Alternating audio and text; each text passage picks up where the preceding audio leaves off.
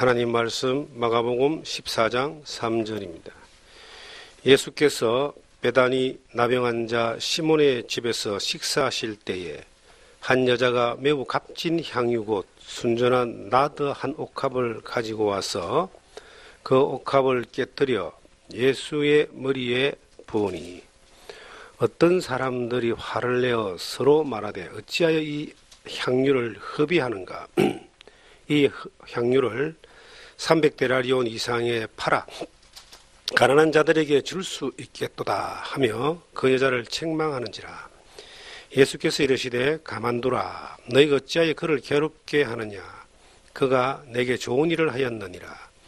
가난한 자들은 항상 너희와 함께 있으니 아무 때라도 원하는 대로 도울 수 있거니와 나는 너희와 항상 함께 있지 아니하리라. 그는 힘을 다하여 내 몸에 향유를 부어 내 장례를 미리 준비하였느니라. 내가 진실로 너희에게 이르노니 온 천하에 어디든지 복음이 전파되는 곳에는 이 여자가 행한 일도 말하여 그를 기억하리라 하시니라. 아멘.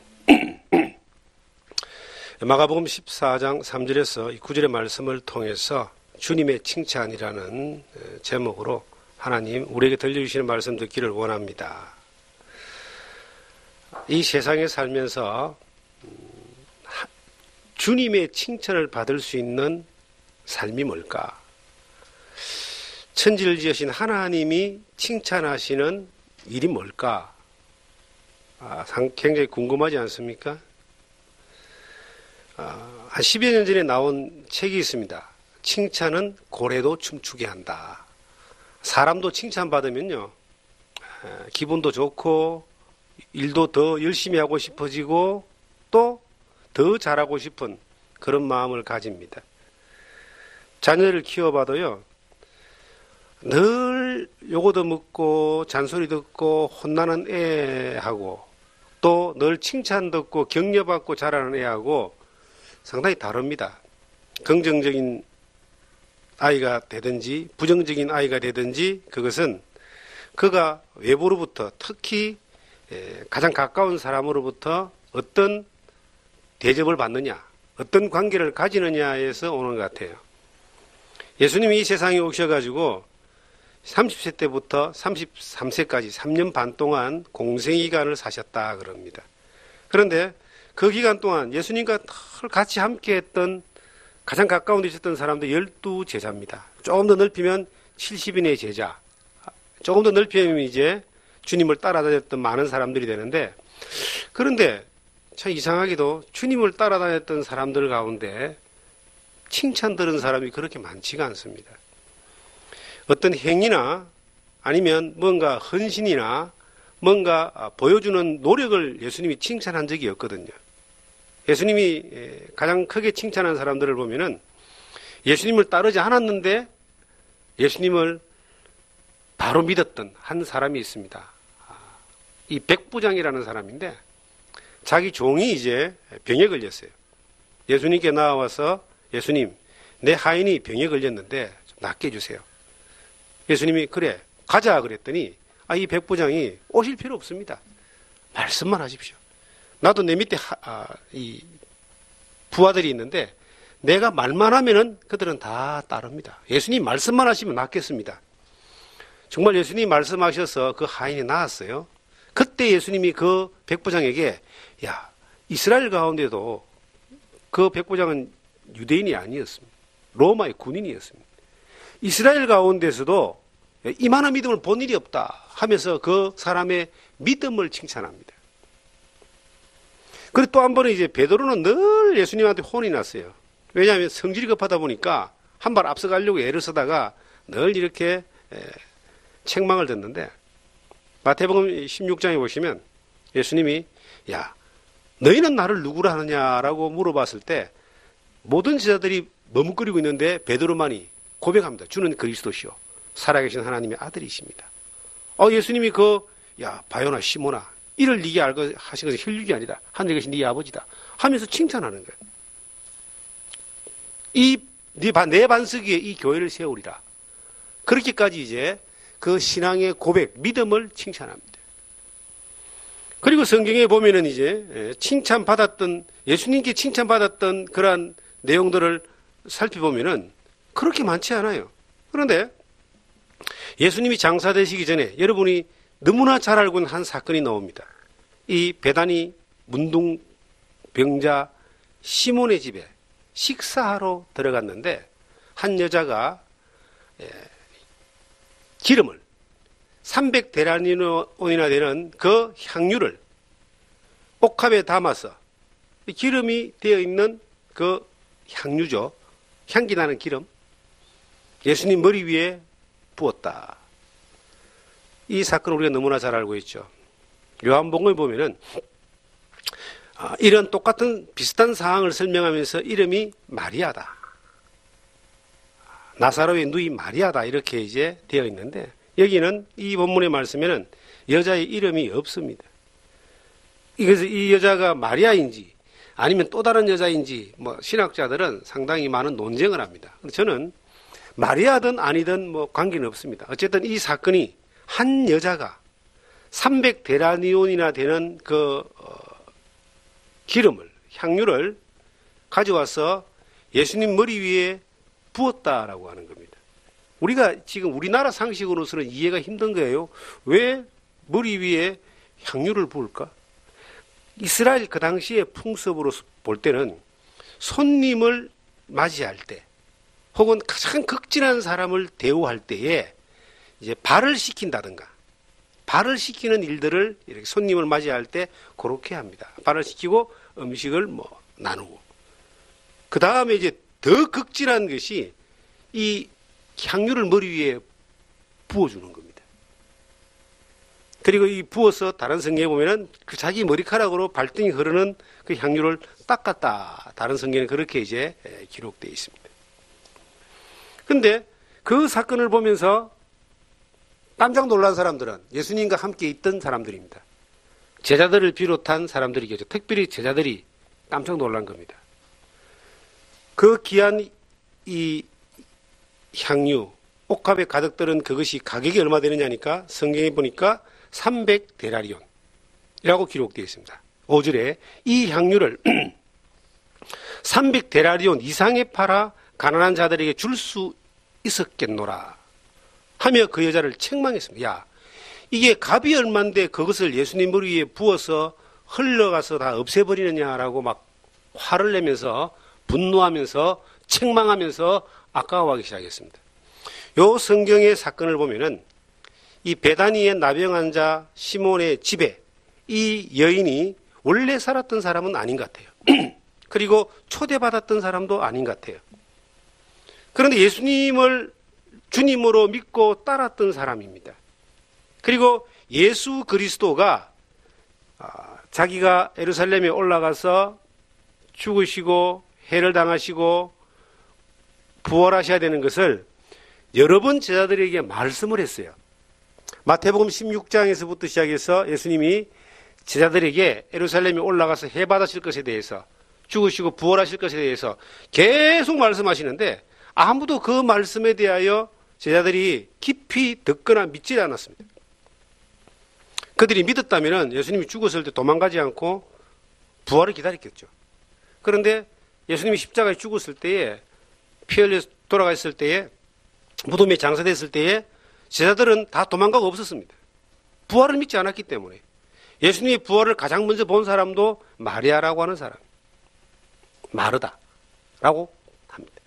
그런데 이 여인은 예수 그리스도가 죽으실 것에 대해서 예루살렘에 올라오셔서 이제 올라가셔서 죽으실 것에 대해서, 왜 하나님의 뜻이 예수님이 이 세상에서 잘 먹고 잘 살고 이스라엘이 왕이 되고 로마를 쳐서 무찌러서 왕이 되는 그러한 일을 위해서 오신 것이 아니라 예수님이 이 세상에 오신 것이 죄를 용서하기 위하여 하나님의 뜻을 따라 인류의 죄와 세상의 죄와 인간의 죄와 죄인의 죄와 나의 죄를 용서하기 위해서 오신 메시아라고, 메시아 구원자라고 하시는데 그분이 오시는 것은 죽으셔야 된다. 이것을 이 여인이 알았던 것 같아요. 그래서 이 여인을 향하여 예수님이 말씀하시기를 그는 나의 장례를 준비했다. 그렇기 때문에 이 복음이란 말은 예수 그리스도가 죄를 위하여 죽으시고 장사되셨다가 3일 만에 부활하신 겁니다. 복음은 죄인을 구원하신 예수 그리스도가 복음인데, 예수님이 하신 일이 복음인데, 예수 그리스도가 장례될 것을 예비된 알고 준비한 이 여인의 이 복음이 전해지는 곳에는 이 여인이 한 일이 전해지리라, 기념되리라. 최고의 칭찬이죠. 성경 전체 가운데 예수 그리스도의 최고의 칭찬을 받은 사람이 누군가? 저는 이 여인이라고 봅니다. 이름 없는 이 여인. 물론 이제 요한복음은 마리아라고 나와 있지만 이름 없는 이 여인이 한 일이 도대체 무슨 일이기 때문에 그토록 예수님이 칭찬을 하셨을까? 무슨 일이기 때문에 제자들은 분노하면서 책망하면서 아까워하면서 그렇게 예수님과 정반대되는 그러한 모션, 그러한 말들을 했을까? 우리는 이 시대를 살아가면서 성경이 말하는 대로 믿고 사는 것이 예수님 앞에서, 주님 앞에, 하나님 앞에 섰을 때 최고의 칭찬을 받을 수 있는 길입니다. 이 세상이 요구하는 대로 살아가지고는 그것이 좀 지혜롭게 살고 약삭빠르게 살고 또 잘 살지는 모르지만 그것이 하나님 앞에 섰을 때에 하나님 앞에서 칭찬받을 수 있는 일이 아닐 수 있습니다. 그런데 성경이 말하는 대로 하나님의 의도대로 주님의 요구대로 사라지면은 이것은 반드시 주님의 칭찬이 있는 거예요. 우리가 남들이 다 가는 대로 이렇게 가면 편하다고 생각하지만 그것도 요즘 경쟁사회가 돼가지고 참 어려운 시대에 와 있습니다. 저는 제가 살았던 시대가 이제 386 세대라 그러죠. 제가 살았던 그 시대가 전후 이후의 시대인데, 베이비붐 시대인데, 그 시대 조금 전후로 이렇게 그 후로 살았던 사람들이 상당히 복 있는 세대 같아요. 우리 앞선 시대를 살았던 사람들은 전쟁의 참혹함을 경험했습니다. 동족 전쟁, 6.25. 조금 그전 시대의 사람은 일제강점기를 경험했습니다. 그런데 저희 시대는 그런 경험 없이 이제 물론 산업발전 시대, 군사 정권을 지나오긴 했지만 그래도 전쟁이 없었잖아요. 우리 지금 뒤에 시대에 살아온 사람들은 굉장히 힘들 것 같아요. 왜냐하면은 이게 경쟁이 너무나 치열하고 그리고 불확실합니다.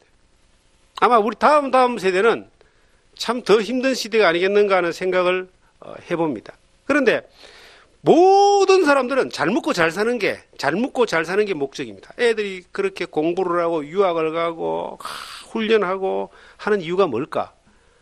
한 100년 정도 사는 인생 좀 더 남보다 잘 살아보려고 하는 거거든요.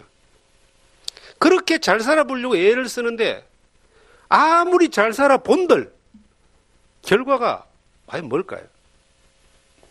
지금 중국 같은 경우는요, 30대에 사업에 성공한 사람들이 자살하는 사람이 그리 많대요. 왜냐하면은 30대에 이게 어떻게 아이디어가 성공을 했는데 이게 우후죽순처럼 너무 많이 꽉 치고 올라오니까 어두운 시대 때에 이 사업의 발판을 만들고 했던 사람들이 좋았다 싶었는데 너무나 많이 이 시장이 너무나 좁아져 버린 거예요. 그러니까 더 발전하지 못하고 이게 투자한 게 실패가 되고 망하고 이러면서 많은 사람들이 성공을 맛봤다가 좌절하고 이기지 못해서 막 간대요.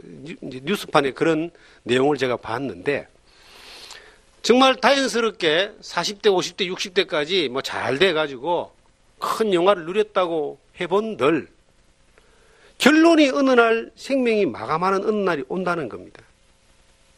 제가 제 나이가 될 줄은 저는 상상도 못했습니다. 왜냐하면 제 부친이 제 나이 때 돌아가셨습니다. 제가 자라오면서 내 아버지 나이까지가 굉장히 굉장히 멀리 있다고 생각했는데 어느 날 와보니까 지금 내가 내 아버님이 세상을 떠나실 때의 그 나이가 되어버린 거예요. 금방 이렇게 쫓아와 버린 겁니다. 앞으로도 금방 이제 세월은 지나가겠죠. 그러면 어느 날 성경에 기록된 대로 한 번 죽는 것은 사람에게 정하신 것이고 그 후에는 심판이 있다. 한 번은 딱 이 세상을 끝나는 그 날이 오고 다음 세계로 넘어가는 날이 오는데 그 영원한 하나님의 나라, 영원한 천국이 준비되어 있는 사람인데도 불구하고 그 영원한 천국에서 그 하나님 앞에 나를 위하여 십자가에 피 흘리시고 나를 구원하신 그 주님이 야, 이만한 믿음을 내가 본 적이 없다라든지 물론 천국 가는 믿음을 가졌다는 것만으로도 이것은 너무나 큰 은혜입니다. 세상에 태어나서 가장 중요한 한 가지의 숙제를 푸는 것이죠. 예수 그리스도를 믿음으로 말미암아 이루어진 놀라운 은혜가 임했습니다. 그런데 그 주님 앞에 섰을 때에 그날부터 영원까지 또 이어지는 그날 동안 늘 칭찬 가운데 야, 복음이 전해지는 곳에는 이 여자가 한 일이 전해지리라. 늘 칭찬 가운데서 영원한 시간들을 살아갈 것인가? 아니면 주님을 따르다가 하나님을 믿다가 잘못된 어떤 이 헌신과 노력 때문에 판단 때문에 책망받는 사람들이 있습니다. 성경에 가인이라는 사람은 하나님 앞에 제사를 드렸지만 하나님이 그 제사를 받지 않았습니다. 사울이라는 사람도 하나님을 향하여 이스라엘의 초대 왕이 되었지만 하나님이 그를 버렸습니다. 가룟 유다는 예수님을 따라다녔지만은 결국은 그는 버림받은 사람이 되었습니다. 하나님 언저리에 가까이에 하나 주님과 함께 있었다고 해서 그것이 곧 칭찬이 아니다. 주님의 의도와 뜻이 무엇인가를 제대로 알고 살아갈 수 있는 것이 그것이 칭찬받을 수 있는 길이다. 세상에요, 아무도 이기지 못하는 것이 하나 있는데 세월을 이기지 못합니다. 시간을 이기지 못합니다. 시간을 거스릴 수 있는 사람은 아무도 없습니다. 그런데 그 어느 날 주님 앞에 우리가 서야 되는 그 순간이 왔을 때에 우리의 삶의 여정이 칭찬받을 수 있는, 성경에는 그 칭찬을 마태복음 25장의 달란트의 비유를 보시면 잘했다 충성된 종아, 잘했다 충성된 종아라고 칭찬받을 수 있는 길이 있다는 겁니다. 사람들이 지금 2주 후면은 평창에서 동계올림픽이 열립니다. 전 세계에 수많은 이제 동계올림픽 출전 종목에 국가를 대표하는 사람들이 막 이제 올 것입니다. 근데 우리나라의 이제 선수들 가운데 갑자기 날벼락 맞아가지고 출전 못하는 사람들이 몇 사람이 생겼습니다. 남북 단일팀이 생기게 되는데 그 단일팀의 선수의 티오가 정해져 있습니다. 출전 선수가. 그런데 북한이 이제 같이 들어오는 아이스 하키 같은 이런 팀에서 기존 선수 몇 명이 빠지게 됐습니다. 얼마나 억울하겠습니까? 본인은 그 태극마크를 달기 위하여 거의 이 청춘을 바쳤다시피 안 하겠습니까? 올림픽 국가대표 정도 같으면은 1년 365일 그 하나의 목표를 가지고 훈련한다고 생각하면 됩니다. 운동이 직업을 넘어서 이것은 뭐 거의 모든 걸 거는 그러한 일일 겁니다. 그런데 그게 탈락됐어요. 상당히 억울한 사람이 생길 겁니다. 어떤 면에서는 그것도 기회가 늘 오는 것이 아니라 이게 처음이자 마지막 기회일 수 있는 그 기회를 놓쳐버리는 사람들은 얼마나 억울할까요? 그런데 느닷없이 이제 그 기회를 잡은 사람은 또 엄청난 행운이다라고 그렇게 말하겠죠. 자기의 인생에 있어서 가장 중요한 일에 선택해서 집중해서 이룰 수 있는 시간이라고 하는 것이, 타이밍이라는 것이, 때라고 하는 것이 항상 있는 것이 아닙니다. 지금 우리가 올림픽 금메달하고 는 비교가 안 되는 하나님 앞에 칭찬받을 수 있는 그 길이 있다. 하나님 앞 주님이 칭찬할 수 있는 그러한 때가 있다. 그 길과 때가 뭘까요? 그것은 이 성경에 분명하게 확실하게 우리에게 말하고 있습니다. 저는 전도서 3장을 상당히 많이 외웠습니다. 청년 때에. 천하의 범사에 기한이 있고 모든 목적이 이룰 때가 있나니, 태어날 때가 있고 죽을 때가 있으며 심을 때가 있고 뽑을 때가 있고, 천하의 범사가 기한이 있다. 사람도 태어날 때가 있고 자랄 때가 있고 그리고 늙을 때가 있고 죽을 때가 있잖아요. 식물도 심을 때가 있고 거둘 때가 있고 베낼 때가 있잖아요. 우리의 삶에 있어서 하나님 앞에서, 주님 앞에서 칭찬받을 수 있는 일을 할 때가 있고, 그리고 칭찬받을 때가 있고, 이 세상의 여정이 어느 날 끝날 때가 있습니다. 저희들이 이 세상을 살면서 영원한 세상을 보장받고 사는 사람, 그래서 이것을 빌립보서 3장에 보시면 너희의 시민권은 하늘에 있다라고 그렇게 말하고 있습니다. 이 땅에 살지만 시민권이 하늘에 보장되어 있다, 이렇게 기록하고 있습니다. 그런데 하늘의 시민권이 보장된 사람으로 살아가는 삶의 목적이 뭘까요? 여러분과 제가 이 땅에 사는 목적이 뭡니까? 그냥 먹고 살기 위해서 삽니까? 먹고 살기 위해서 사는 사람들은 어느 날 먹고 다 죽습니다. 우리가 살고 있는 이 동네에도 연세가 많이 드셔가지고 이제 나머지 생을 좀 편하게 살기 위하여, 좀 더 이렇게 건강하게 살기 위하여 들어와서 사시는 분들이 곳곳에 많이 있을 겁니다.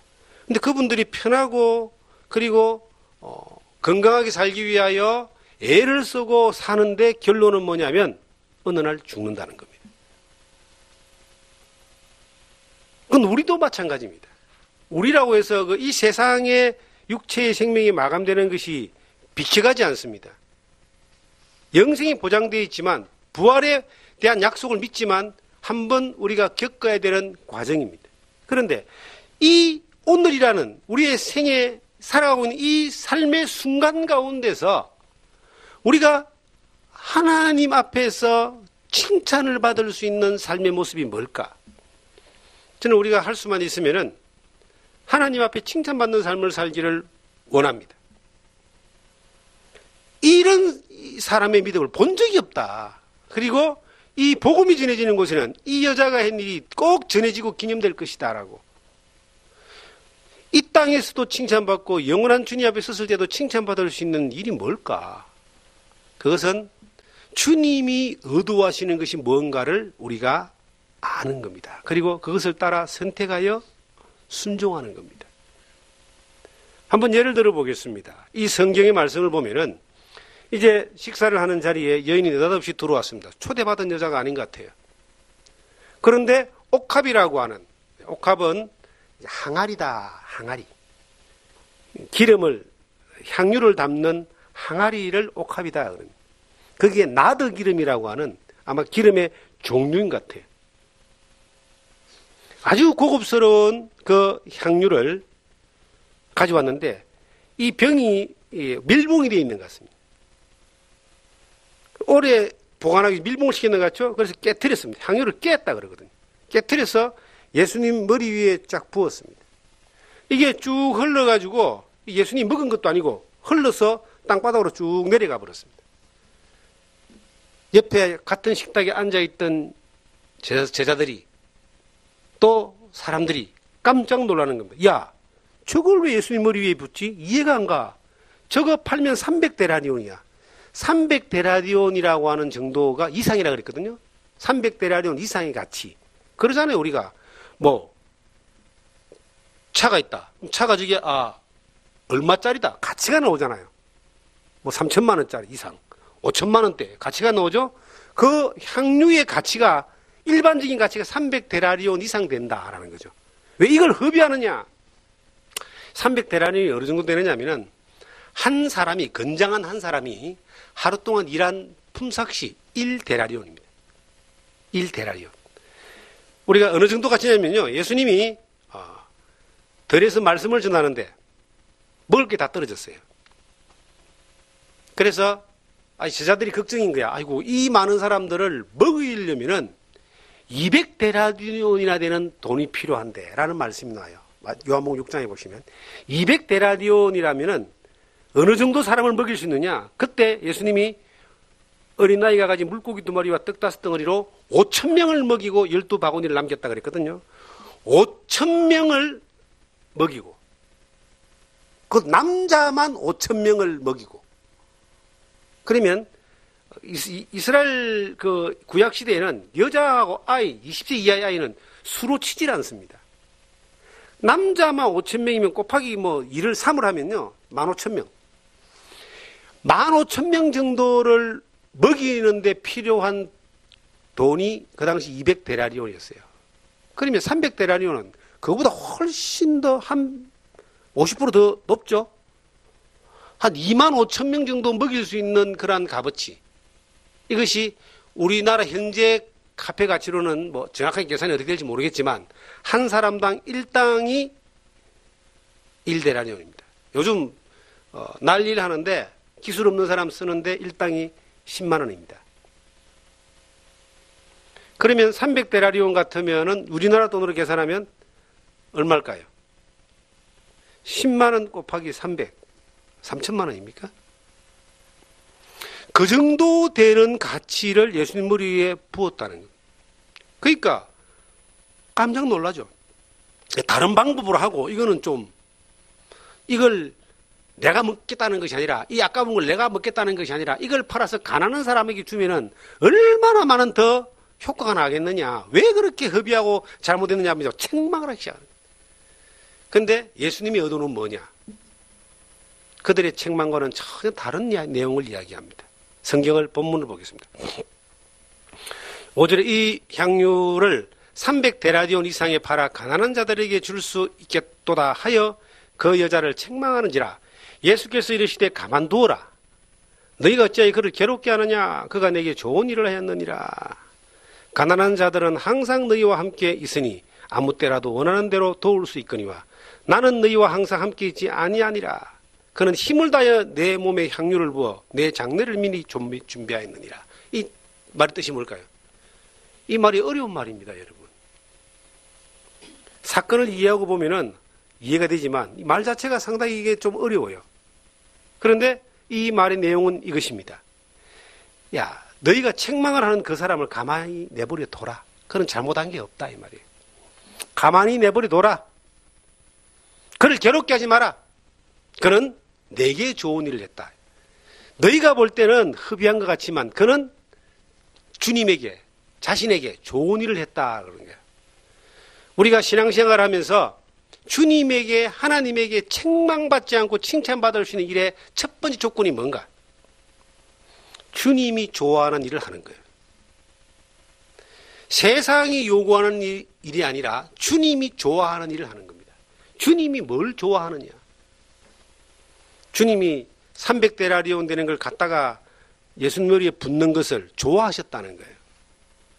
세상이 볼 때는 흡의하는 거지만 이것은 주님의 편에서 볼 때는 그 여인의 헌신이 세상을 생각하지 않고 주님이 기뻐하는 일이 뭔가를 생각하고 그 일을 했다는 겁니다.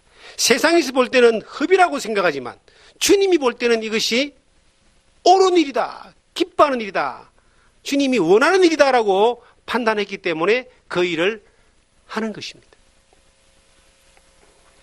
저는 신앙생활을 해오면서 목회자로도 긴 시간 살아왔지만 단지 예수 그리스도를 주님으로 믿는 그리스도인으로서 지금 세월이 참 많이 지나와서 38년이 지나왔습니다.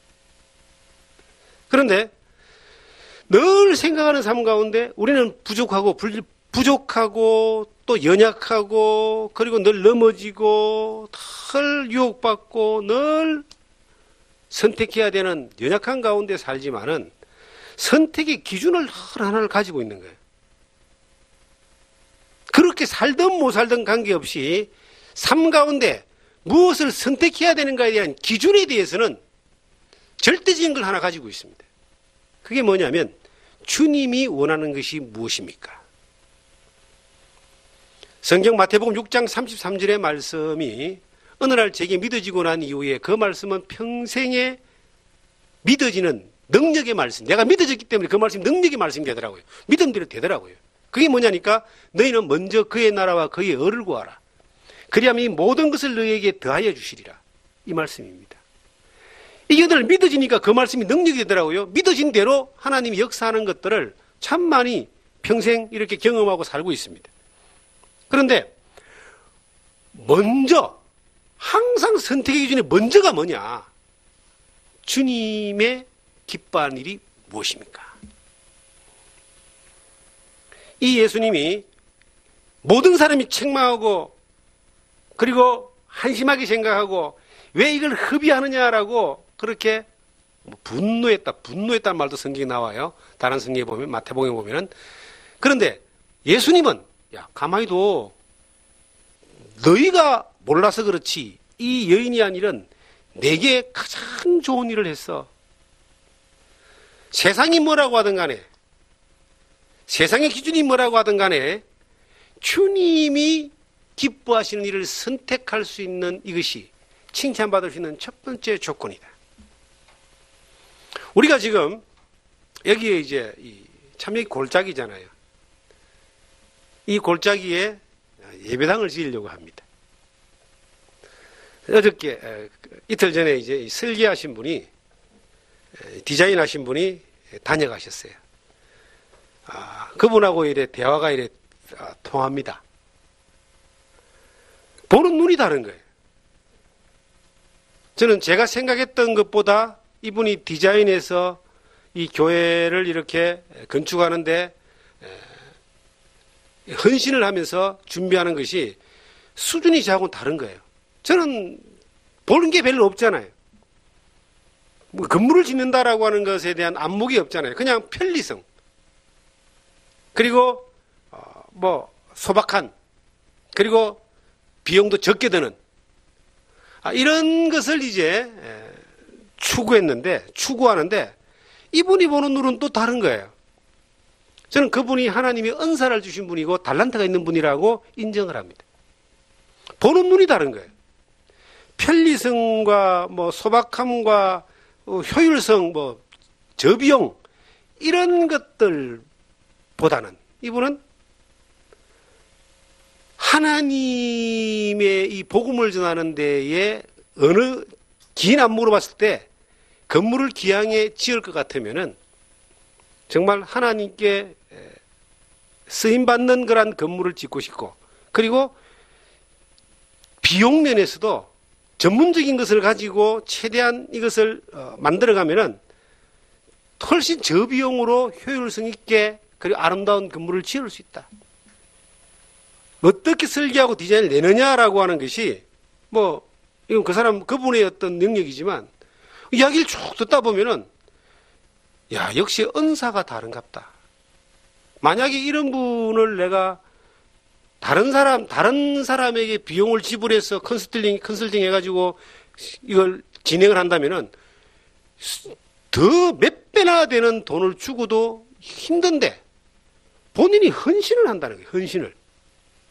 이게 목사님 저는 제가 어디 뭐 집 디자인하고 어디 뭐 디자인하는데 디자인만 하는데 몇 천만 원씩 받습니다. 그래서 저는 여기에 교회가 지어지는 것에 대해서는 헌신하는 마음으로 저는 하나님이라고 생각하고 합니다. 그러니까 이런 생각이 들어졌어요. 일을 시작하시는 분이 일을 이루신다. 그것을 그렇기 때문에 여러 가지 어떤 뭐 기도도 있고 고민도 있고 있지만은 그분과 하는 나누는 대화가 이겁니다. 걱정하지 맙시다. 하나님이 하시는데요. 이렇게 대화가 될 수 있다는 자체가 참 큰 은혜가 되는 거예요. 우리가 여기에다가 건물을 짓는다라고 생각했을 때 사람들은 다 놀랄 겁니다. 야, 이 사람이 있어. 동네 자체가 사람이 별로 없잖아요. 그 다음에 그렇게 소박하게 그냥 어떤 분이 여기 교회를 짓는다니까 조립식으로 지을 겁니까? 그러더라고. 왜냐하면 여기다가 큰 비용을 들여서 건물을 짓는다는 것 자체에 대하여 뭐 생각을 못 하는 거죠. 그냥 시골에 소박하게 그냥 막 조립식으로 지어가지고 그냥 이렇게 목회를 할 거냐고. 이렇게 했던 분도 계시고. 여러 가지 어떤 생각하는 부분들이 상당히 좀 그랬는데, 지금 진행하고 있는 일들을 보면은 어떤 면에서는 지금 하나님 자꾸 이렇게 이끌어 가시는 모습들을 보면서 저는 제가 따라가 보자 이런 마음이에요. 뭘 정해놓고 가는 것보다 따라가 보자. 그런데 기본적인 건 뭐냐면 하나님의 기뻐하시는, 주님이 기뻐하시는 것이 뭔가. 세상 사람들은 여러 가지 세상의 기준을 가지고 판단하지만 그 여인이 단지 주님의 영광을 위해서 주님에게 일념풍삭이라고 하는 거의 전 재산을, 성경에 보니까 힘을 다하여 내 몸에 향유를 부어, 그렇게 8절이 나와요. 그는 힘을 다하여 내 몸에 향유를 부었다 그랬어요. 힘을 다했다는 말이 옷값 깨뜨리는데 힘썼다는 것이 아닙니다. 자기가 할 수 있는 그 헌신, 주님에게 하나님 칭찬을 위하여 주님에게 할 수 있는 것에 대하여 힘을 다하여, 힘쓰는 힘이 아니라 자기가 할 수 있는 일에 대하여 그 힘을 다하여 준비한 것을 주님에게 부었다 그랬습니다. 첫째가 주님의 칭찬을 위해서 첫째가 주님에게 하는 것이고, 두 번째가 힘을 다하여 하는 겁니다. 힘을 다해 한다는 말은 뭐죠? 내게 주신 은사 혹은 달란트, 믿음을 따라서 주님이 요구하시고 기뻐하신 일을 위하여 전부 다 선택해서 붓는 겁니다. 신앙생활을 쭉 해오면서 어떤 일을 선택할 때는 우리 인생을 그려야 될 때가 있었습니다. 특히 목회자는 그렇습니다. 여러 번 이렇게 선택을 해야 되는 그러한 자리에 있을 때마다 하나님의 기뻐하는 것이 뭘까? 주님의 뜻이 뭘까를 늘 고민하고 기도하고, 그것이 주님의 요구라고 판단되어졌을 때에 상당히 빠르게 선택하여 집중을 해왔습니다. 지금도 저는 마찬가지라고 생각을 합니다. 우리는 지금 이 동산에서 예배당을 건축하고, 그리고 복음을 전하는, 주님의 칭찬을 위하여 주님의 복음을 전하는 그 일을 위해서 이 일에 우리가 지금 협력하고 있습니다. 그런데 이렇게 하는 이것이 사람들이 이해 못할 수도 있고, 혹은 세상적인 기준에서 맞지 않을 수도 있고, 사람들이 도리어 책망할 수도 있고 비난할 수도 있다는 겁니다. 그럼에도 불구하고 이 일을 하는 이유가 뭘까? 힘을 다하여 하는 이유가 뭘까? 그것이 주님이 기뻐하는 것이기 때문입니다. 제가 이 가치에 대해서 여러 가지 생각을 해볼 때 저는 가치의 기준이 굉장히 소박합니다. 뭐냐면 우리가 일생을 바쳐서 어떤 일을 던진다 할지, 헌신한다 할지라도, 힘을 다하여 힘에 지나도록 헌신한다 할지라도 그 헌신을 통해서 주님의 영광이 나타난다면 이것은 가치 있는 것이다라고 생각합니다. 그렇게 믿고 있습니다. 그리고 그 주님이 영광이 나타난다는 가치가 놀랍고 크고 위대하고 대단한 것이 아니라 이 성경에 기록되어 있는 대로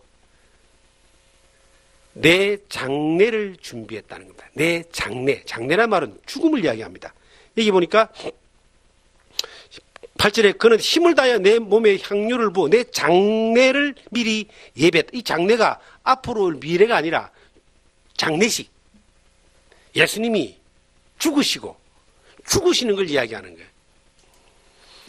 이것은 이해하기 위해서, 이 내용을 이해하기 위해서는 첫째는 구약의 그 내용이 좀 이해가 돼야 됩니다. 구약에는 하나님 앞에 양과 염소와 송아지와 비둘기를 잡아서 성막에서 제사를 지냈어요. 제사를 지낼 때에 그 제물 위에 기름을 붓습니다. 관유라 그래가지고 제물을 향기롭게 하기 위하여 기름을 붓는 거예요. 예수 그리스도가 어린 양, 속죄양으로 이 세상에 오셔서 이제 십자가 위에 세상의 죄를 담당하시고 속죄양으로 죽으셔야지만이 하나님의 뜻이 이루어지고 죄인을 구원하는 길이 열립니다. 이것이 예수님이 오신 목적이에요.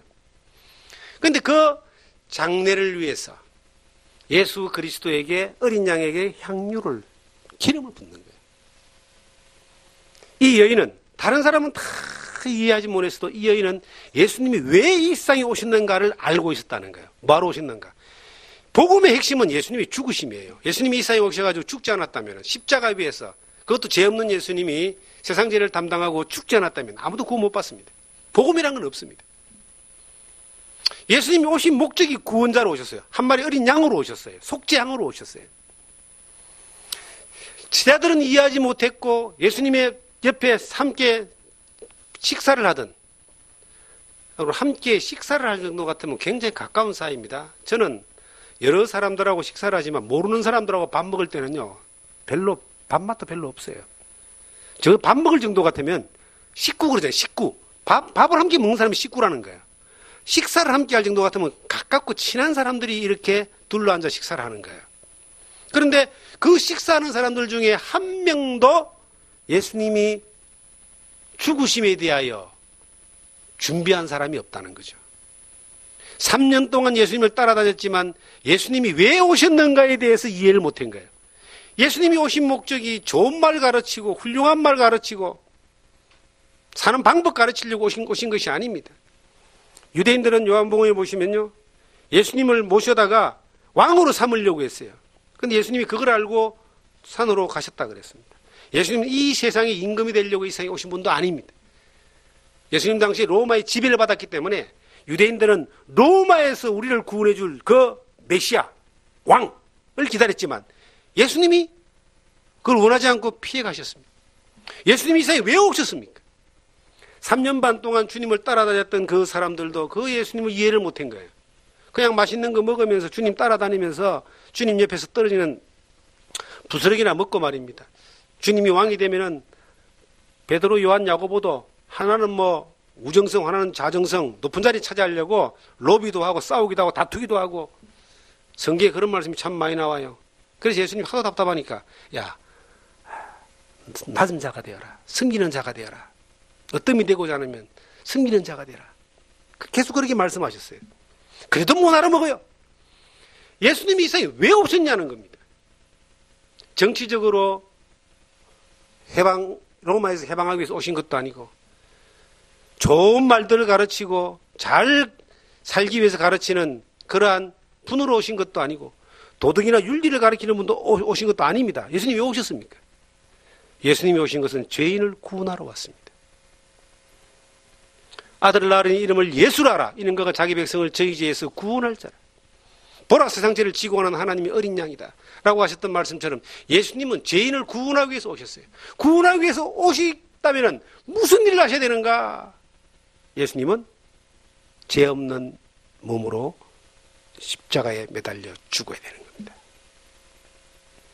그 죽으심을 미리 예비하면서 예수님에게 향유를, 기름을 부었던 여인은 이 이름 없는 유일한 이 여인이었습니다. 이 여인 하나만, 어떤 면에서는 이 여인 하나만 예수 그리스도의 이 세상에 오신 의도를, 예수님이 가셔야 되는 길을 정확하게 알고 있었다는 거예요. 이것을 정확하게 아는 이 여인에게 아마 300데나리온이 아니라 3만 데나리온이라 할지라도 그가 가지고 있었다면 힘을 다하여 예수님에게 이것을 부었을 겁니다.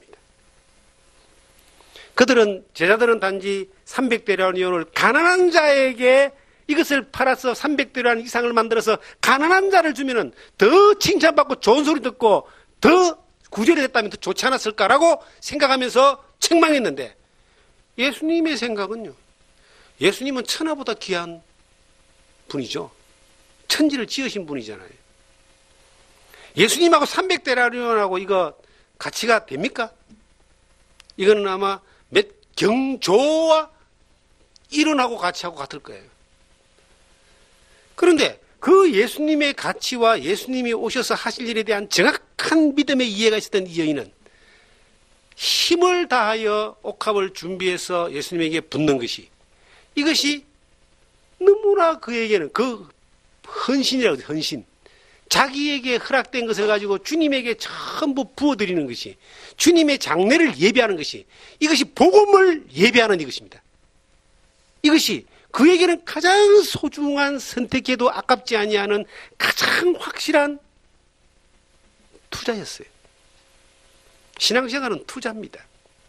이 땅에서 주를 위해서 투자하면요, 주님 앞에 섰을 때 반드시 칭찬이 있습니다.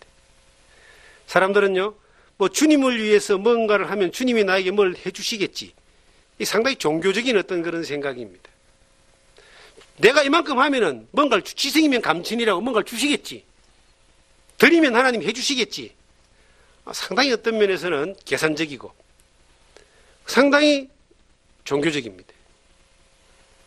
그런데 우리가 지성을 들이고 헌신해서 이 땅에서 하나님 앞에 뭔가를 요구를 받는 그러한 모습이 아니라, 우리의 삶 전체를 두고 이 세상에 오셔서 나를 위하여 구원하신 예수 그리스도의 나를 위하여 요구하시는 요구와 뜻이 뭔가를 제대로 이해하고 그분에 나타나는 복음이 전해지는 그곳에 이 여자가 한 일이 전해지리라. 이 여자가 한 일은 바로 복음을 위해서, 영혼을 구원하기 위하여, 주님이 하신 일을 위하여 자기의 모든 걸 300데나리온 되는 향유를 예수님에게 부은 겁니다. 그 일을 위하여 우리가 헌신되어지면 반드시 칭찬이 있다. 그래서 첫째는 우리가 뭐라 그랬습니까? 누구에게 헌신하느냐? 누구를 위하여? 누구에게? 주님에게. 둘째는요, 힘을 다하여 하는데, 셋째는 복음이 전해지는 것을 위하여 주의 장례하심을 준비하는, 그 장례가 복음입니다. 죽으심이 복음입니다. 십자가가 복음입니다. 이것을 위하여 우리가 헌신되어지는 여기에 칭찬이 있다는 겁니다.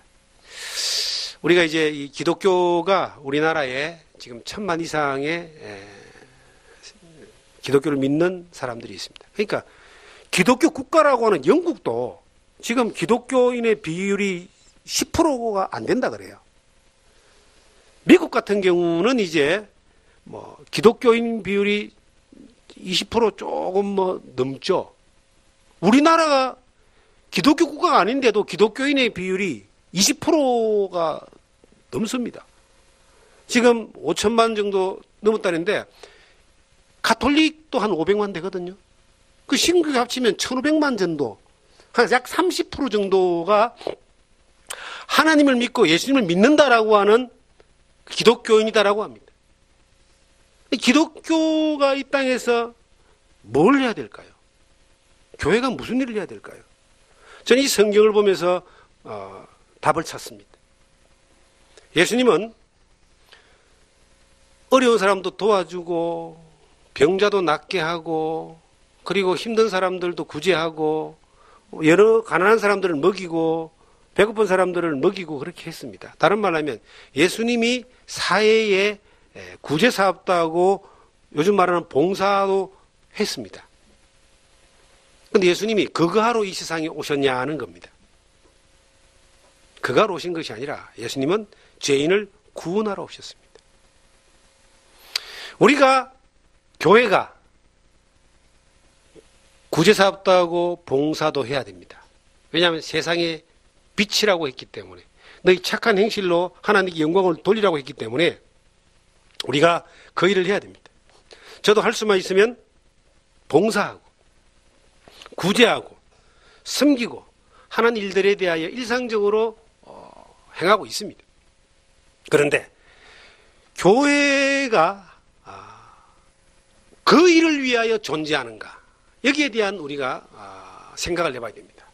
구제하고 봉사하고 섬기고 돕고 하는 걸 위해 존재하는 것이 아니라 그 일은 하지만 교회는 예수 그리스도의 십자가의 복음으로 말미암아 각 영혼을 구원하는, 살리는 그 일을 위해서 존재하는 겁니다. 그 일이 없는, 그 일이 이루어지지 않는 뭐 봉사나 구제나 아니면 교육이나 어떤 것도 이건 별로 중요하지 않다고 저는 그렇게 봅니다. 그건 세상 사람들이나 누구나 다 하는 거예요. 야, 이걸 팔아서 가난한 자에게 주지. 그러니까 예수님이 가난한 자는 너희와 항상 있거니와 그런 말씀하잖아요.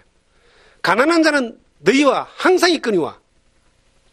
자, 7절에 가난한 자들은 항상 너희와 함께 있으니 아무 때라도 원하는 대로 도울 수 있거니와 나는 너희와 항상 함께 있지 아니하니라. 가난한 자는 어느 날 어느 때나 항상 있었습니다. 우리가 일상 가운데 필요한 건 도와줘야 되죠. 섬겨야 되죠.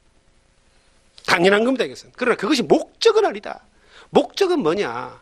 예수 그리스도의 생명의 복음이 전해지는 겁니다. 우리가 이 교회가 지역의 교회가 세워지면 정말 빛과 소금과 같은 역할을 해야 됩니다. 어렵고 힘든 사람들 도울 수 있는 곳이 되어야 됩니다. 섬기는 곳이 되어야 됩니다. 그러나 중요한 것은 그것을 위해 존재하는 것이 아니라 이뤄진 영혼들을 주님께로 인도하는, 영혼을 살리는 그 일을 위해서 우리가, 이 교회가 존재해야 된다. 우리가 어떤 것을 허비해서라도 아깝지 않는 것은, 그것은 어떤 위대하고 놀랍고 큰 일을 하는 것 때문에가 아니라 한 영혼을 살려서 그 영혼이 예수 그리스도로 말미암아 죄 용서받고 구원받아 영생을 얻고 천국 가는 그러한 확실한 하나님의 사람으로 세워지는 것을 위하여, 단 한 사람이라도 그러한 은혜 가운데 머문다면 그 일을 위하여 우리가 허비하고 투자한 모든 것들을 나누고 한 영혼을 나누고 봤을 때 그 한 영혼이 더 가치가 있다라고 하는 이것이 우리 가운데 성립이 될 때 우리는 허비하고 헌신하고 투자하는 것에 대하여 결코 후회하지 않고 또 아까워하지 않을 겁니다. 여러분들이 가지고 있는 많은 것이 있습니다. 우리 교회를 디자인하신 이분은 재주가 많은 분이죠. 정말 좋은 유명한 건물들도 많이 설계하신 분인데, 이분이 이런 이야기를 합니다. 저는 이것이 하나님의 일이라고 믿기 때문에 하나님의 일을 위하여 헌신합니다. 우리 예배당을 디자인하고 건축하는 데에 관여하면서 그런 마음으로 한다 그래요. 그분은 우리 교회 교인도 아니고 서울에 계시다가 원주에 오신 분인데 어려울 때 7, 8년 전이죠. 만나서 말씀을 듣고 교회 잠깐 참석하면서 힘을 얻고 회복되는 과정 가운데 저희들이 통로가 되었습니다. 그 이후에 계속 이렇게 이어져 오다가 지금 이렇게 상황이 되어졌습니다. 그런데 그런 모습, 그런 말을 딱 들을 때에 나가서 조금만 여기에 투자할 시간을 다른 데 투자하고 다른 데 이렇게 현실 일을 하면은 일이 지금 밀려 있다 그러거든요. 그런 더 많은 이득을 얻을 수 있고 더 많은 것들을 얻을 수 있지만 하나님의 일이라고 판단되어지니까 여기 일에 제가 헌신한다. 근데 그 헌신에 대해서, 그 삶의 선택에 대해서 주님이 뭐라고 할까요? 경제적으로 도움 안 되고 시간 허비되고 여러 가지 어떤 복잡한 일들이 인연과 관계 많은 부분들이 있지 않겠습니까? 있을 때에 그가 손해라고 생각할 수 있겠죠. 아니 옆에 있는 사람이 왜 바보 같은 짓을 하냐라고 이야기할 수 있겠죠. 그런데 그것이 하나님의 일이라고 선택했을 때는 분명히 주님 앞에서 칭찬이 있다. 우리가 건물을 지으려면 비용이 들어갑니다. 그 비용이 들어가는 것을 가지고 다른 것을 하면은, 이걸 가지고 우리가 다른 걸 하면 얼마나 큰 이득이 될까? 이런 생각 들지 않습니까? 아니면 다른 걸 하면, 다른 데 투자를 하면은 얼마나 많은 또 이게 가치를 만들어낼까? 이런 생각을 할 수 있는 거예요. 그런데 그것보다 더 중요한 것은 이 건물을 통해서, 이 예배당을 통해서 예수 그리스도의 장례를 예배하기 위하여, 예수 그리스도의 십자가의 복음을 위하여, 영혼을 살리는 그 일을 위하여 우리가 힘을 다하여 거기에 헌신했을 때, 주님에게 부었을 때에 복음이 전해지는 그곳에는 이 여자가 한 일이 전해지리라. 다른 말로 하면 복음은 그러한 헌신들을 통해서 전해진다는 겁니다. 복음이 전해지는 모든 역사의 자리에 그러한 헌신이 있었다는 겁니다. 우리가 그 일에 우리의 삶을 헌신하는 것은 정말 앞으로 뭐 위대하고 크고 놀라운 것들을 만들어서 이루고자 하는 그런 것이 아니라 단지 영혼 구원을 위하여, 단지 이곳에 이르신 영혼들을 살리기 위하여, 단지 이곳을 통해서 많은 주를 만나지 못하고 방황하고 세상에서 헤매고 그리고 어둠 가운데서 좌절하는 많은 영혼들에게 이 예수 그리스도의 죽으심과 부활하심의 복음으로 말미암아 영혼을 살리는 일을 위하여 사용되어지는 한 도구가 되기 위하여, 단지 그것을 위해서 우리의 삶을 힘을 다하여 헌신할 수 있지 않느냐. 저는 가치가 있다고 봅니다. 그 무엇보다도 모든 것들은 다 놔주고 갑니다. 이 세상을 우리가 떠날 때에 집도 놔주고 갑니다. 통장도 놔주고 갑니다. 아내도 놔주고 갑니다. 자녀도 이별합니다. 아무도 같이 안 가요. 혼자 가요. 그런데 주님 앞에 딱 갔을 때에 정말 칭찬받을 수 있는, 그것이 주님 앞에 가서 칭찬받는 이것이 이 땅에서 칭찬받을 수 있는 일을 했을 때에 그것은 이루어진다는 겁니다. 이 땅에서 우리가 힘을 다하여 주의 장래를 위하여 주의 올바른 뜻을 이해하고 헌신할 수 있다면 놀라운 일들이 저는 일어나리라, 저는 그렇게 봅니다. 아니, 이미 놀라운 일들이 진행되고 있고 하나님 어떻게 이끌어 가시는가 보면서 한 걸음 한 걸음 걸어가며 기쁨을 참 누립니다. 여러분들도 같은 마음으로 기도하시고 또 같은 마음으로 함께 하시면서 좀 하나님의 역사가 우리 가운데 어떻게 나타나는가를 경험하며 고백할 수 있는 여러분과 제가 되기를 주님의 이름으로 축원합니다.